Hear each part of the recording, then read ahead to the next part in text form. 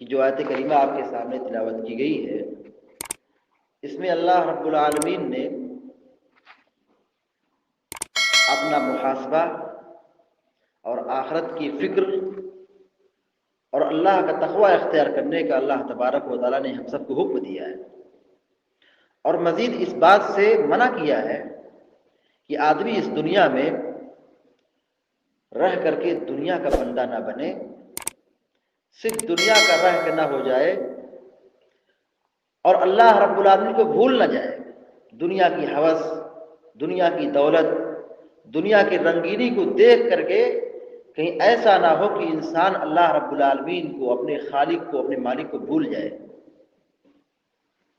اللہ رب العالمین اس سے منع فرمایا ہے، یعنی ایک مومن کو، ایک مسلمان کو ہمیشہ اللہ رب العالمین کو یاد رکھنا چاہیے اور اللہ رب العالمین سے ڈرنا چاہیے۔ اللہ رب العالمین نے فرمایا یا ایھا الذین آمنوا اتقوا اللہ، اے لوگو جو ایمان لائے ہو اللہ سے ڈرو، اللہ کا تقوی اختیار کرو، ولتنظر نفس ما قدمت لغد، آنے والے کل کے لیے تم نے کیا تیاری کی ہے، یعنی محاسبہ کرو، یہ اپنے آپ سے پوچھو، اپنے آپ سے سوال کرو کہ آنے والے کل کے لیے ہم نے کیا تیاری کی ہے۔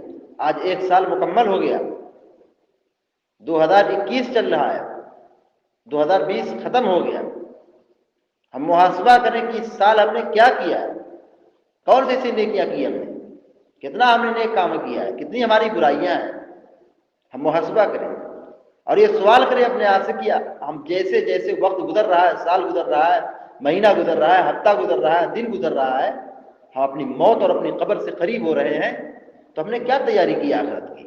واتقوا اللہ، اللہ سے ڈرو، ان اللہ خبیر بما تعملون، اللہ تبارک و تعالیٰ بہت باریک بھی ہے، بہت باخبر رکھنے والا ہے جو کچھ تم کرتے ہو۔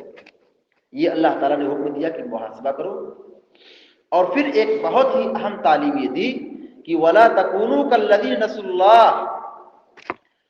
اے انسانوں تم ان لوگوں میں سے نہ ہو جاؤ، اے مسلمانوں تم ان لوگوں میں سے نہ بن جاؤ جن لوگوں نے اللہ کو بھلا دیا۔ وَلَا تَكُونُوا كَالَّذِينَ نَسُوا اللَّهَ، تم ان لوگوں میں سے نہ ہو جاؤ جنہوں نے اللہ کو بھلا دیا، نہ ان کے دل میں اللہ کا کوئی خوف ہے، نہ ان کی زبان میں اللہ کا کوئی ذکر ہے، نہ اللہ رب العالمین کے قانون کی بالادستی ہے، نہ اللہ کے حکم پر چلنے کا جذبہ ہے، نہ اللہ کے منع کرنا چیز تو روکنے کا شوق ہے، بس صبح کر رہے ہیں، شام کر رہے ہیں اللہ کی نافرمانی میں۔ ایسا لگتا ہے کہ وہ اللہ کو بھول گئے، اللہ کو جانتے ہی نہیں، اپنے خالق کو پہچانتے ہی نہیں، دنیا کی رنگینیوں کو دیکھ کر کے مگن ہیں، وہ سمجھتے ہیں کہ زندگی ہمیشہ ہمیشہ رہنے والی ہے، وہ آخرت کو فراموش کر بیٹھے ہیں۔ اللہ رب العالمین نصیحت کر رہا ہے، اے مسلمان وَلَا تَكُونُوا كَالَّذِينَ نَسُوا اللَّهَ، اے لوگو تم لوگ ان لوگ میں سے نہ ہو جاؤ جنہوں نے اللہ کو بھلا دیا، فَأَنسَاهُمْ أَنفُسَهُمْ، تو اس نے اب ان کو بھلا دیا، فَأَنسَاهُمْ أَنفُسَهُمْ، تو اللہ نے ان کو بھلا دیا۔ اللہ رب العالمین کسی کو بھولتا نہیں ہے، یہ بدلے کے طور پر ہے کہ لوگوں نے اللہ کو بھلا دیا تو اللہ نے بھی ان کو چھوڑ دیا، اللہ رب العالمین پر عذاب بھیجے گا، ان کو پریشان کرے گا، ان کو بیمار کرے گا، ان کو ان کی زندگی سے امن کو، سکون کو چھین لے گا اور آخرت میں ان کو عذاب دے گا۔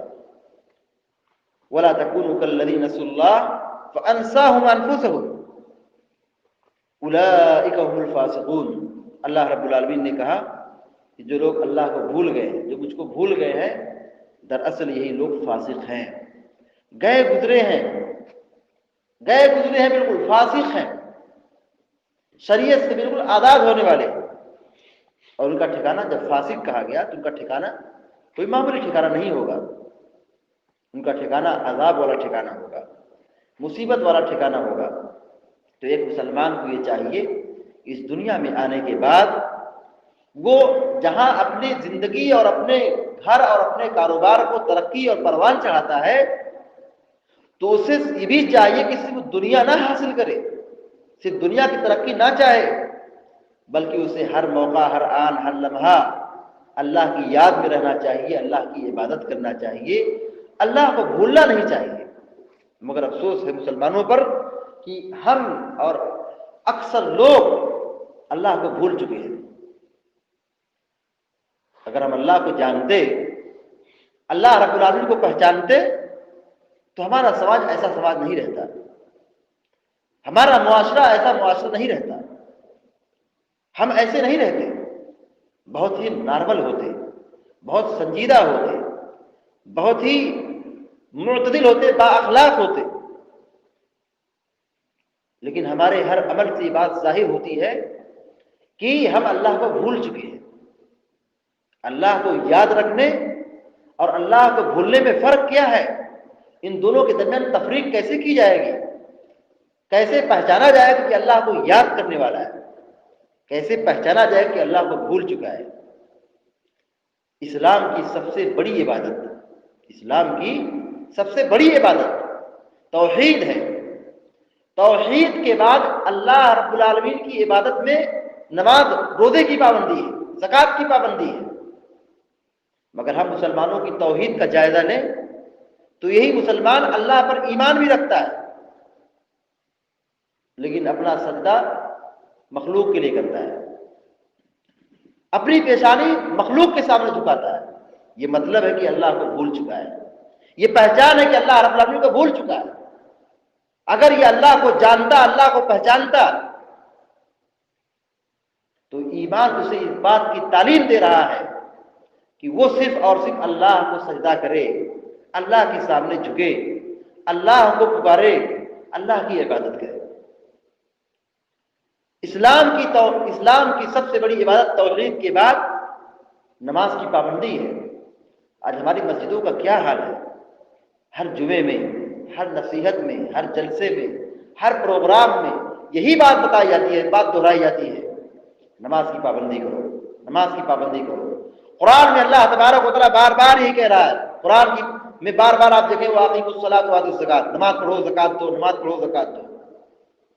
لیکن ہم نہیں سدھرتے ہیں، ہماری مسجدیں خالی ہیں، مسجدیں ویران ہیں، ہر جگہ بھیڑ ہے، لیکن مسجدوں میں کوئی بھیڑ نہیں ہے۔ آج جمعہ کا دن ہے، بہت بھیڑ ہوگی، لیکن جمعہ کے دن اثر کے بعد، اثر میں دیکھیے چند لوگ رہیں گے۔ رمضان کا مہینہ آئے گا، بہت سارے لوگ نمازی بن جائیں گے۔ رمضان رخصت ہو گیا، ہماری نماز ختم ہو گئی۔ وَلَا تَكُونُوا كَالَّذِينَ نَسُوا اللَّهَ، تم لوگ ان لوگ میں سے نہ ہو جاؤ جنہوں نے اللہ کو بھلا دیا۔ تو جو نماز پڑھتے ہیں وہ اللہ کو یاد رکھتے ہیں، اور جو نماز نہیں پڑھتے ہیں ان لوگوں نے اللہ کو بھلا دیا ہے۔ تو جو آدمی اللہ سے محبت کرتا ہے، اللہ رب العالمین کی عبادت کرتا ہے، اور اللہ رب العالمین سے ملاقات کی شوق رکھتا ہے، ملاقات کرنا چاہتا ہے، تو اللہ تبارک و تعالیٰ ایسے لوگوں سے بھی ملاقات کرنا چاہتا ہے۔ جب آدمی مرنے کی کگار پر ہوتا ہے، مرنے کی آخر یعنی موت بالکل قریب ہوتی ہے، فرشتے بالکل حاضر ہو جاتے ہیں، تو ایک مسلمان کی سوچ کیا ہوتی ہے؟ ایک مسلمان کی سوچ کیا ہوتی ہے؟ فرشتے اس کو جنت کی بشارت دیتے ہیں۔ فرشتے جیسے جنت کی بشارت دیتے ہیں، اس کے دل میں شوق ہوتا ہے کہ میں اللہ سے ملوں گا، اب دنیا سے چھوٹ رہا ہوں، دنیا سے جا رہا ہوں، اب میں اللہ سے ملوں گا۔ من احب لقاء اللہ احب اللہ لقاءہ، اس وقت جب فرشتے جنت کی بشارت دیتے ہیں تو وہ آدمی، وہ مسلمان، وہ دیندار آدمی اللہ رب العالمین سے ملنے کی تمنا کرتا ہے، ملاقات کا شوق رکھتا ہے، ملاقات کرنا چاہتا ہے۔ احب اللہ لقاءہ، تو اللہ بھی اس سے ملنا چاہتا ہے۔ اور جب آدمی برا ہوتا ہے اس کی روح نکالی جاتی ہے، فرشتے یہ بتاتے ہیں کہ تمہارے لیے جہنم ہے، تو کہتا ہے مجھے نہیں مرنا چاہیے، میں ملاقات نہیں کرنا چاہتا ہوں، ناپسند کرتا ہے اس چیز کو۔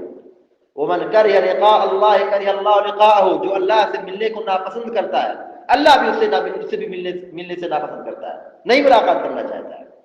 تو ہماری اور آپ کی ذمہ داری بنتی ہے کہ ہم اس دنیا میں آئے ہیں، اس دنیا کی زندگی کو ہم کبھی نہ بھولیں، اللہ رب العالمین کی بندگی کریں، اس دنیا میں رہ کے صرف دنیا کے بندے نہ بنے بلکہ اللہ کے بندے بنے، اللہ کو ہمیشہ یاد رکھیں، اللہ سے ڈریں، اللہ کا تقوی اختیار کریں، آخرت کی فکر کریں، اسی میں ہماری کامیابی ہے۔ اور اگر ہم نے صرف دنیا کو حاصل کرنے کی کوشش کی اور آخرت کو فراموش کر دیا تو یہ بہت بڑی تباہی کی بات ہوگی۔ اللہ رب العالمین سے دعا کہ اللہ تعالی ہم سب کو اور آپ سب کو اور سارے مسلمانوں کو آخرت کی بھرپور تیاری کرنے کی توفیق عطا فرمائے، آمین یا رب العالمین۔ اقول قولی ھذا واستغفر اللہ لی ولکم ولسائر المسلمین فاستغفروہ انہ هو الغفور الرحیم، وصلی اللہ علی نبینا محمد وعلی آلہ وصحبہ اجمعین۔ السلام علیکم ورحمۃ اللہ وبرکاتہ۔